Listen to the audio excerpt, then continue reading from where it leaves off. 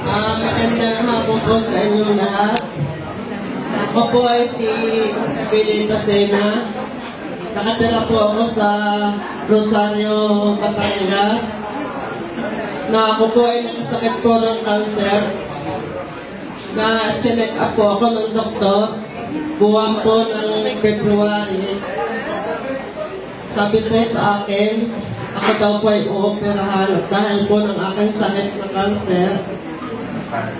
Ngayon po, nung ako'y maoperahan, sinabi po sa akin, ako po daw po ay kikimuhin. Tapos po,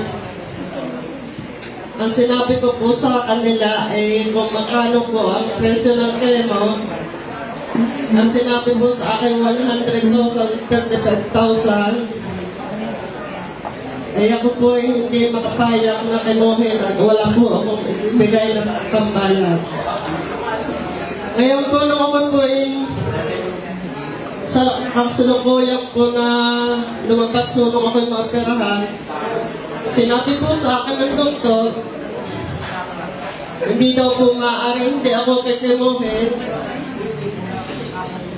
Eh hindi po ako makasagot na ako yung pakimoy sa kadahilan po na ako wala po pong pera.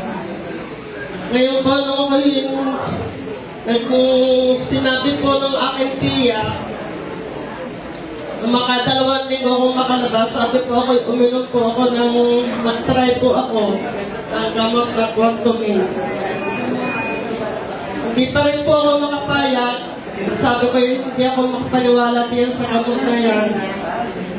Sinabi po ng aking tiya, itry mo naman, yung itry mo para ikaw makasigurado. Di po ako nag-try.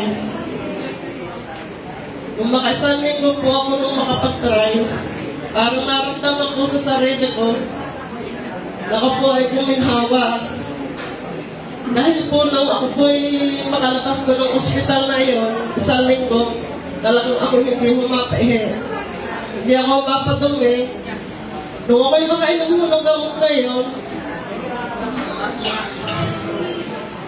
nag-iba ho ang aking pakiramdam. Yun po, nagpatuloy-tuloy na ho ako ng pag-inom. Akin pong ginawa po hanggang ngayon, siyam na po akong buwan na ako'y nainom. Kaya ho, ito ho lang ang masasabi ko po. Ang po'y nagpapasalamat po doon sa gamot na yun kay Dr. Delia Maceda. At saka po, doon po sa gamot na Quantumin Plus. At saka po doon sa nagpapasalamat po din po ako doon sa nag-offer po sa akin. Maraming